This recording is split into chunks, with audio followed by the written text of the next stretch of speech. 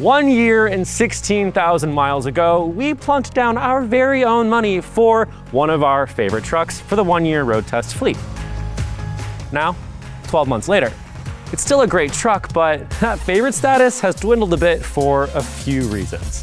This is the wrap-up. We'll tell you the good, the bad, the broken, which is a longer list than we'd hoped, and plus we'll tell you what it's worth after a year of ownership. Let's get into it. We're Edmunds, and we test hundreds of cars each year on the road and at our private track, so you get the most trusted reviews. If you want to know which car, truck, or SUV is the best, then stick with us.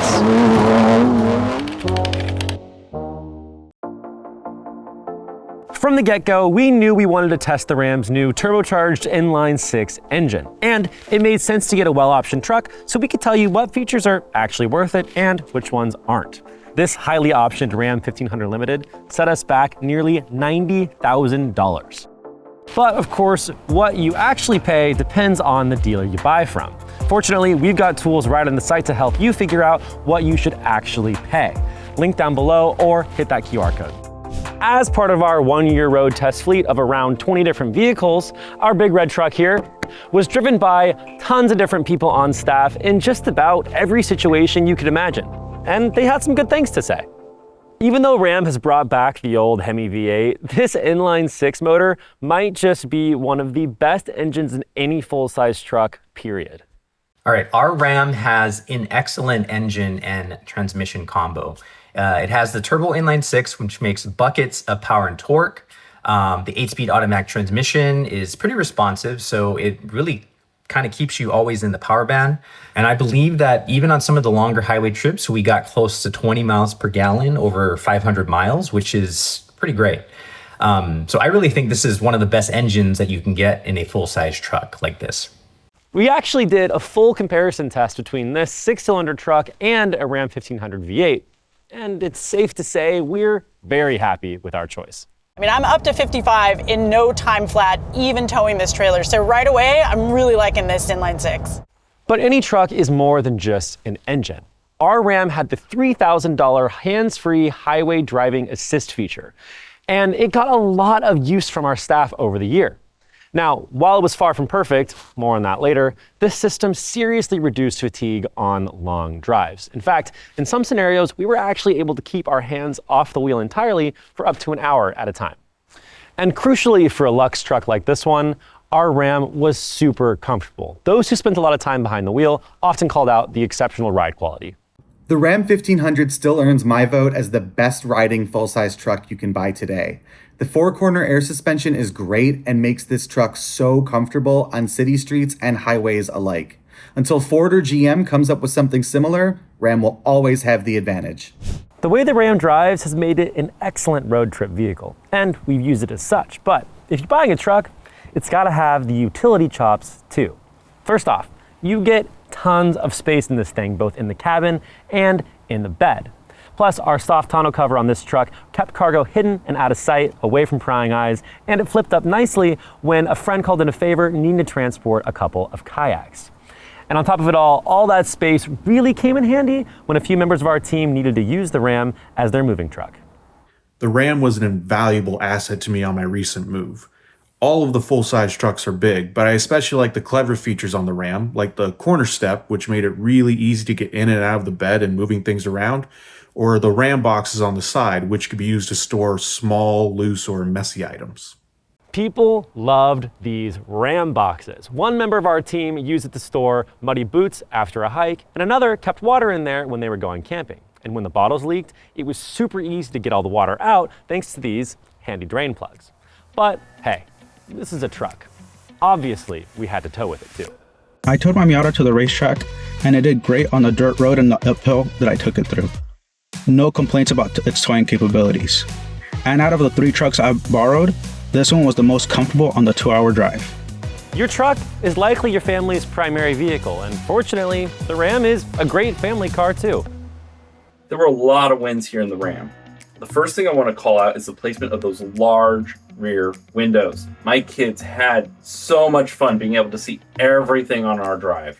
But enough about my kids.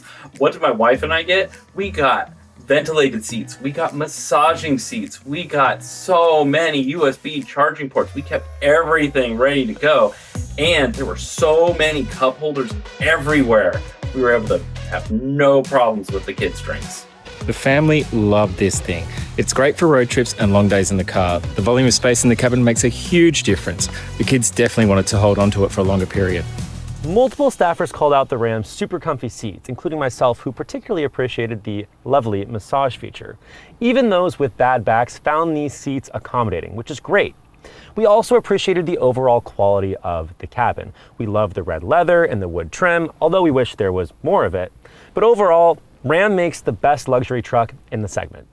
So, our truck, it's been a sweet driving, ultra comfy, mega spacious daily driver, and a great family vehicle on top of it all. What's not to like? Well, my head is a normal size. These mirrors are not. You wouldn't believe how many people wrote notes about these things. We ended up with a Ram with the optional tow mirrors, which are great for seeing behind you on the highway. And, you know, if you like that sort of big rig feeling, the extra width definitely gives you that. But in the city, it makes the Ram like almost sketchy to drive, especially on narrow 2-lane roads, especially at crosswalks where the limited visibility out the front could block a pedestrian or another car. Only get the tow mirrors if you need them. And it's not just the mirrors that make this thing tough to drive on tighter roads or cramped parking lots. This is a full-size truck, and that means it's big. It's almost manageable in the Ram because of how many camera views this thing has, but driving something this big in the city can be a very nerve-wracking experience. I'm always sketched out by parking garages and drive-thrus, and I'm always lowering the suspension to the absolute lowest setting so that way I don't scrape the roof on anything. When you're out on the open road, it feels awesome. You feel very large and in charge, like you're sat right above absolutely everybody else. But the Ram in the city, it's almost too big for its own good. Personally, I'm still trying to find the right truck for me. This is still too much truck for me. Oh yeah, and remember how I said that the hands-free driving system wasn't exactly perfect? I actually have personal beef with that thing. Now, I know not everyone had this experience, but for me, the driver attention monitoring system was way oversensitive. Like deactivate 40 times on a 30-minute drive, oversensitive, because I was wearing sunglasses, which weren't even mirrored, so it thought I wasn't looking at the road. I just shut it off. So we've driven lots of cars with Super Cruise, Blue Cruise, full self-driving, all of it. And the Ram's hands-free system is the least impressive out of all of them. It just does things that are kind of strange that you don't want it to do. Sometimes when you want it to do a lane change, it'll say no, even when there's no cars around. Sometimes it will deactivate after driving for an hour and then just resume 30 seconds later for no reason. And then every now and then it'll just accelerate harder when you don't want it to do that. I'll say it's just not as good. We also had a couple of comfort complaints. One driver's family pointed out that this truck's max AC isn't quite as strong as others you might find in this segment, which was especially noticeable on their trip down to Arizona and Texas. Plus, even with all that space, not everyone could get comfortable. I'm only 6'1". How is it possible that I don't have quite enough space in a truck like this? The problem is there's this control pod that houses the auto start and the rotary shifter, and it sticks out from the center console. And if I'm close enough to the steering wheel and the pedals that I can reach everything the way I want, my right knee is jammed up against that control pod. It's not a huge deal breaker, but definitely a disappointment in a truck like this. But perhaps the worst offense, and frankly, a huge reason to buy one of the Ram's competitors instead, the tech. The tech in the Ram might be its weakest point. Too many functions go through the touchscreen, and the screen itself is just slow and laggy compared to other trucks. On top of that, the so-called premium audio system sounds hollow and tinny at higher volumes. It's just disappointing. And this passenger screen, it just doesn't make much sense. It's nice, I guess, if you want to look at a map as the passenger, if you really don't want to use the main screen, but its primary use is for media. There's an HDMI port down here, but hear me out. It's just really not big enough to be any better than using your phone. This is an option we'd recommend skipping. So, some complaints came through as we got to know the truck. That's not uncommon, but those are just the complaints that came through while the truck was actually working. So with just over 200 miles on the odometer, I got in the Ram, pressed the start button, and it wouldn't start.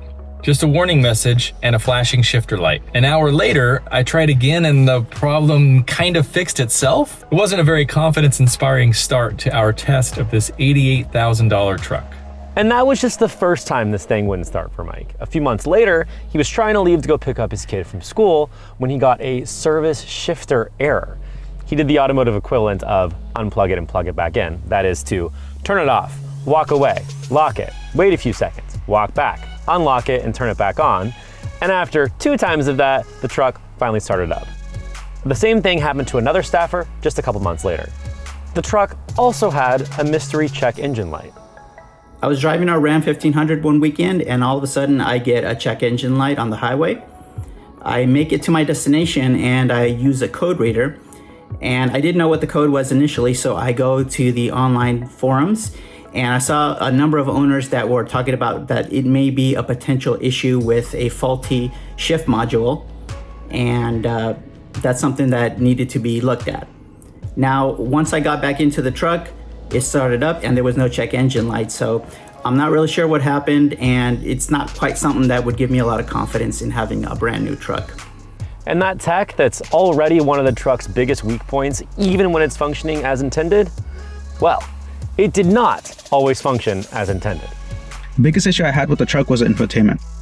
On the way back, the CarPlay would not reconnect even after turning the truck on and off multiple times. The fix ended up being having to manually reset the entire infotainment system, and even then, it would randomly still drop off from the connection. Tons of staffers had issues with CarPlay randomly disconnecting. Plus, the Ram will sound all these auditory alerts with no explanation in the gauge cluster. And people had countless complaints about the driver assist features like adaptive cruise control and blind spot monitoring not working properly, even in perfect weather with a spotless truck. Listen, the Ram never quite stranded us, and it actually never required major repairs, even though it threatened to. But over the course of our 12 months of ownership, this thing has been buggy, inconsistent, and frustrating. Now, we gotta talk value. As a reminder, we bought this thing for just shy of $90,000. And now, $56,000. Yeesh, that is a depreciation hit more in line with what we typically see from luxury vehicles versus work trucks, but it does make sense given this thing's near 6-figure price tag. Still though, that's a big hit to swallow. If you're curious what your car's worth, we've got tools for that on the site. Another factor, fuel economy. Over the course of our 12 months of ownership, we averaged just shy of 16 miles per gallon, about 1 mile per gallon less than the EPA estimates. Now, that's not horrible for a full-size truck, but it is far behind what you'll see in hybrid competitors from Ford or Toyota or diesels and GM's trucks. The Ram's thirst for fuel got awful pricey over 16,000 miles too. One fill of this thing's 30-gallon tank could exceed $150. If you've got any questions or if you think there's something we missed, be sure to drop us a note in the comments below. I promise we really do read them all. If this video was helpful to you in any way, or you just like hearing me talk, be sure to hit those like and subscribe buttons. It really does go a long way. What a disappointment. Ram got so much of the hard stuff right. Powertrain, ride quality, comfort. But when it comes to the things that you really start to pick up on over the course of a year, the Ram just starts to fall apart. Glitchy tech, reliability issues, inconsistent hands-free driving. It's just frustrating. And yet, when it came time for a road trip, a move, or a family weekend, people still grabbed the keys to the Ram. Despite all its flaws, we really do like this thing. That's why it still sits high in our rankings, right behind our top-rated truck, the Ford F-150. This is far from a perfect vehicle, but I have a feeling a lot of people are gonna miss it when it leaves. Thanks for watching. We'll see you next time.